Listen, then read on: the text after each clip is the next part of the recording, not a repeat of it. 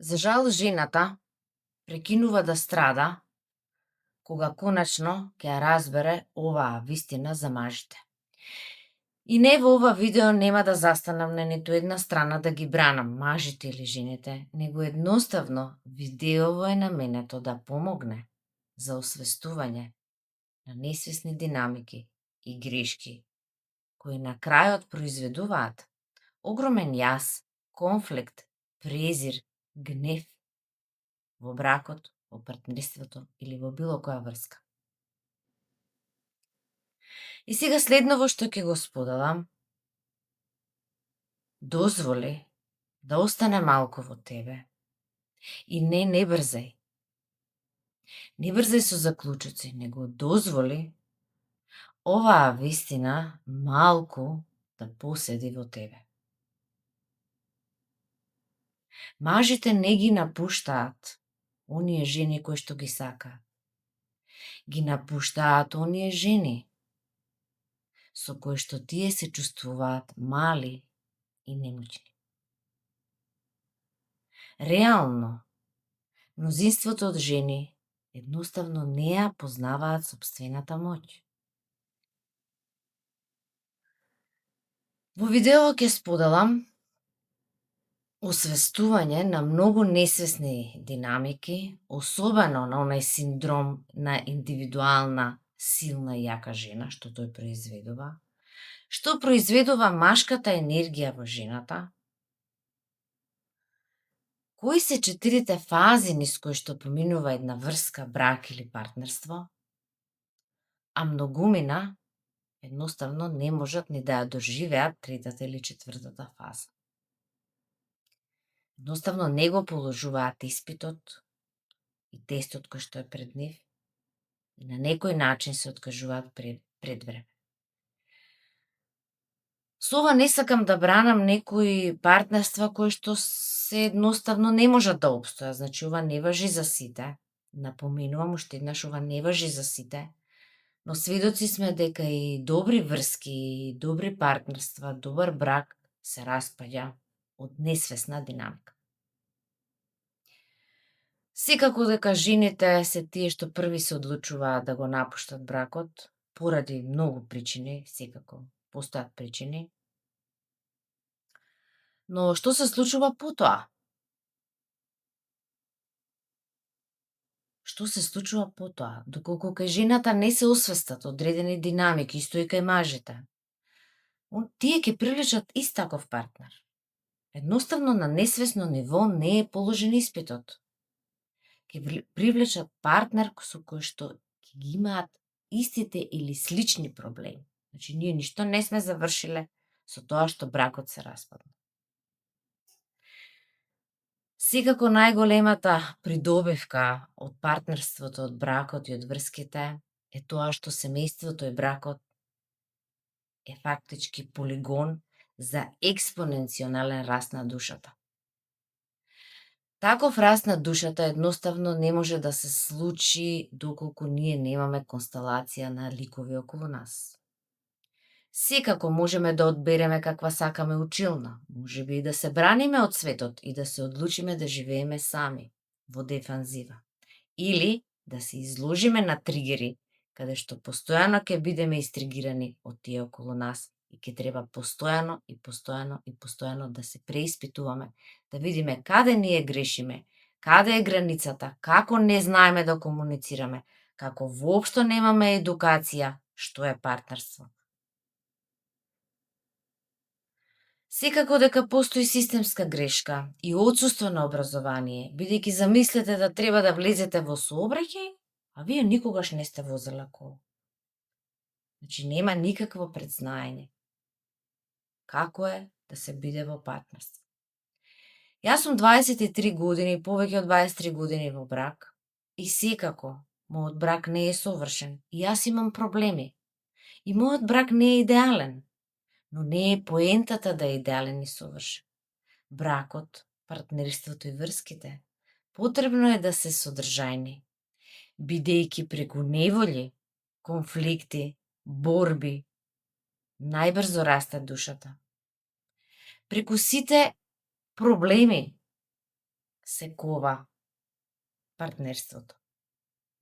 И нема да го крстам тоа сега неволјата и не знам што како благослов, но секако треба да настане учење. Ние во нашиот Quantum Hub и последната работилница што ја работевме пред некој ден, токму беше тоа главната тема. Неволјата во семејството. И каков е нашиот однос кога ќе дојде неволја, кога ќе дојдат проблеми, особено тешки проблеми. Кој е нашиот однос, која е нашата динамика, како ние се справуваме, како ние реагираме во ситуација на пораз. Дали од тоа знаеме да се извлечеме, кои се чекорите? И се тоа го работавме на нашата последна работелница. Секако со вас поделувам дел од вежбите што ги работавме таму. Тоа се фактички мои клиенти, редовни клиенти кои што доаѓаат на менторскиот програм и добиваат бесплатна едукација на нашите работелници. Се надевам дека на сите вас ќе ви помогне ова видео, па да предеме конкретно на најважните работи. Што е првенствено што ти како жена треба да го сватиш во однос на машката биологија и машкото невромрежување? Тој перципира, размислува и има поинаков мајндсет од твојот. Тој едноставно не реагира на твојот плач, зборови, бес, гнев, обвинување. Мажите единствено што гледаат се твоите постапки кон нив. Како ти постапуваш, а не што зборуваш. Едноставно не очекувај мажот да го среди твојот емоционален хаос. Мажите бараат мир, бараат исто така и поддршка. И знам дека ова многу ќе те истригира, но мажите не бараат машка енергија. И сега одиме на процес број 1. Размисли, не брзај. Колку многу во интензитет од 1 до 10 сакаш секогаш да си во право?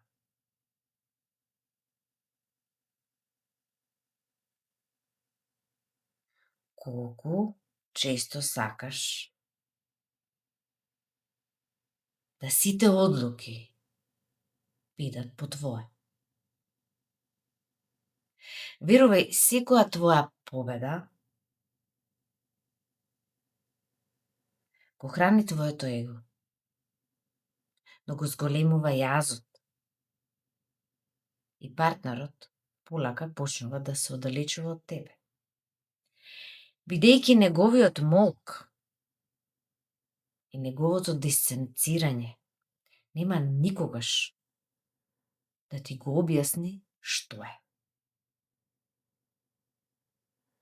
Неговиот молк е многу содржаен, но речиси во голем број од случаеви, жените не се спремни да ја слушнат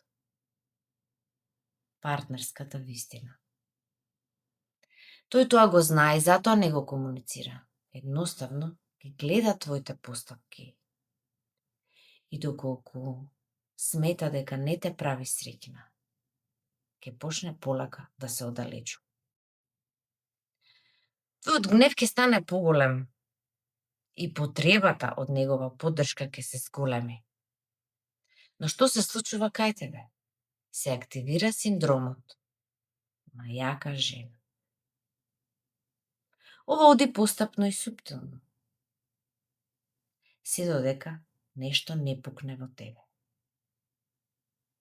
За жал, клиентите што доаѓаат кај мене доаѓаат доцна, кога веќе страдањето е многу долго. Затоа решив да го снимам ова видео, каде што фактички во бесот на меѓусебна војна, во оганот и меѓусебниот гнев, Секој од нас треба да свати дека позади стои учење.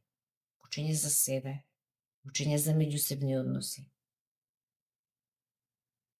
Крајниот ефект е знаење. И сега накратко да ги напоменам сите 4 фази од бракот и последователно одиме со главниот процес, односно вежбата со сенка. Тоа се фактички нашите слепи точки, кои што ние имаме несвесни динамики, сите ние имам и јас, кои што ги спроведуваме без да знае. Фаза број 1 од бракот се знае, 1 месец, тогаш е се во ред. Тоа е на почетокот на врската, на почетокот на бракот, кога нема големи недоразбирања, се е убаво, почетокот е нели секогаш најубав. Фаза број 2 започнува со откривање на некои особености кај партнерот кои што ти не ги знаеш. Започнуваат мали недоразбирања, кавги и така натаму. Фаза број 3 е кога доаѓаат проблемите, тешкотиите, неволите и кога започнуваат двајцата да реагираат од момент на траума. Секој од нас носи одреден емоционален багаж уште пред да влезе во брак. Носиме емоционални болки, лелеци, неразрешени спомени, односи во семејството, сите потекнуваме од некакви семејства. Доколку тоа не е расчистено, кога ќе дојде фаза 3, едноставно и двајцата, брачни другари или партнери, жената или мажот, доживуваат едноставно внатрешен распад, поради огромен притисок и конфликт внатрешен, кој што, како што ние знаеме веќе во многу видеа кажав, целата наша внатрешна војна излегува надвор. Фактички, фаза број 3 е влегување во непознати води. Одиме некаде каде што е многу болно, каде што остануваат одредени неприфатливи работи, одредено страдање, разидување, лутина и презир кој што се таложи со години и кој што му останува само 2 опции. Или ќе настане учење и ќе се отвори вратата која содржи брава и клуч, или едноставно ќе остане затворена и тоа партнерство ќе се распадне. Доколку се положи овој последниот испит, бракот ќе навлезе во фаза 4, односно во меѓусебно разбирање, отстапки, учење, барање љубов во мали работи, сваќање дека животот е ограничена временска категорија и дека може да се случи болест, отсуство, заминување во странство, разделба помеѓу партнерите. И тогаш започнува една непроценлива вредност на тоа заедништво. Партнерството се кова токму на овој начин, преку неволја, проблеми, борби. Фактички, преку серија од мали победи и надминување на конфликти. Некогаш може да се случи конфликт поради одредена работа да трае со години. Но тоа не е важно. Времето за нашата душа е неважно. Не е важно колку време треба да помине за да некој нешто научи. На крајот двајцата ќе сватат нешто, но потребно е на некој начин да поминат низ бојно поле. Секако дека работата на себе овозможува олеснување на овие несвесни динамики и едноставно начин да ние станеме паметни уште пред да влеземе во некои поразителни одлуки. Секако со помош на технологијата е овозможено. Некогаш е излезот близу, а се што ти треба на тебе е само пристап до системот. Секој може да се одлучи и сам да минува низ нешто, но многу е полесно кога тоа знаење ќе му биде пренесено. Да не губи децении за нешто што може да го надмине за пократко време. И одиме на процесот Освестување на несвесни динамики. Подготви се со тетрадка и со пенкало, веќе знам дека многумина од вас ги вежбаат моите вежби. Ми е многу мило што освестуваат динамики и што моите процеси и вежби влијаат за промена на перцепција. Дозволи прашањето да остане подолго во тебе, бидејќи треба да се активира внатрешен несвесен механизам. Што ние несвесно правиме. Буквално не знаеме што си правиме на себе си и на другите. Некој од вас ќе рече да, не е така, нама кога ќе поседне да ги одговара прашањата и кога ќе навлезе длабоко во нив, тогаш ќе свати дека ќе се отвори сосема друга перцепција. Прашање број 1. Дали конфликтот на кој што постојано му се навраќаш и го обвинуваш другиот е за сегашноста или за образец кој што се повторува?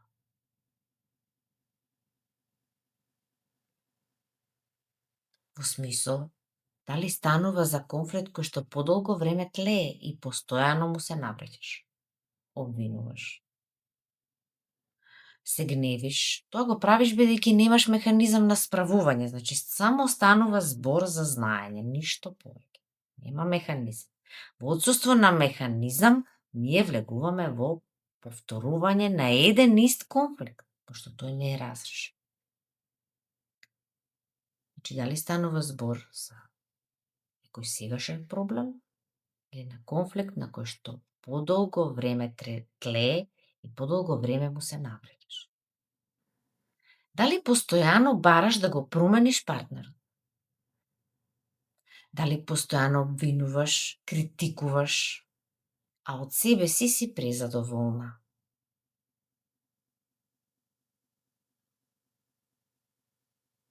Колку е притисокот да се променат другите? Едноставно, ако може сите да се сменат, а ти од себе си презадоволна. Полека дозволи ова прашање да. Знам дека тригираат овие прашања, знам дека пројавува гнев кога ќе се свртиме кон себе, но учењето е кога ќе се свртиме кон себе, не кон другите. Значи, прстот што го покажуваме кон другите, едноставно треба да прекине вака да покажуваме кон другите, него едноставно да се свртиме кон себе си.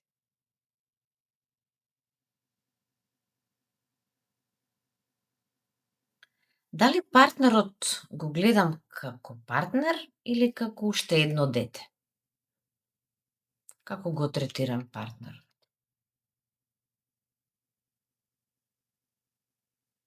Што ми е потребно од партнерот? Направи листа.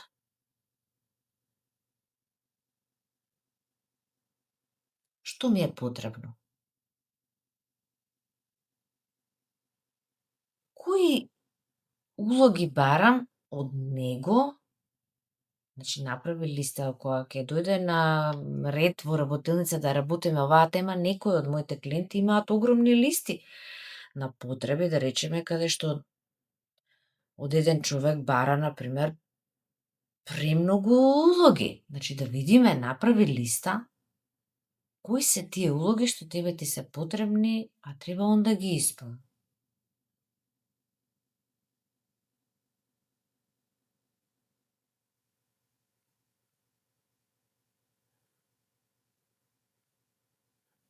Кој твој идентитет го одржува овој долготраен конфликт во твојот брак, врска или партнерство? Кој идентитет? Пример, јас држам се, јас сум силна, без мене не се може. Јас сум силна жена, бидејќи видете идентитетот на јас сум силна жена, јас сум силна, нели, јас сум јака жена, јас сум силна жена, тој идентитет привлекува како магнет нови и нови проблеми. Значи, вие станувате магнет не за убавина, него за проблеми. Јас сум јака жена, јас сум силна жена, тогаш значи јас се можам. Тоа едноставно не може. Секако би сакала да се освести во овој случај динамиката, јас сум силна жена и на кој начин јас проведувам моќ. знам дека сето ова ќе истригира нешто во тебе, дека тоа не е така, дека не е баш се тоа така. Од ние не можеме сега сите детали и цел еден живот да го разрешиме во едно прашање, нели? Но што е она несвесно што ние го правиме, а немаме потреба од такво нешто. Значи си имаме наша женска енергија, можеме да дозволиме суптилно, нели, некаква отстапка, да видиме каде грешиме и каде во кој момент треба да настане учење. И последните две прашања, која вистина за себе не сакам да ја признам?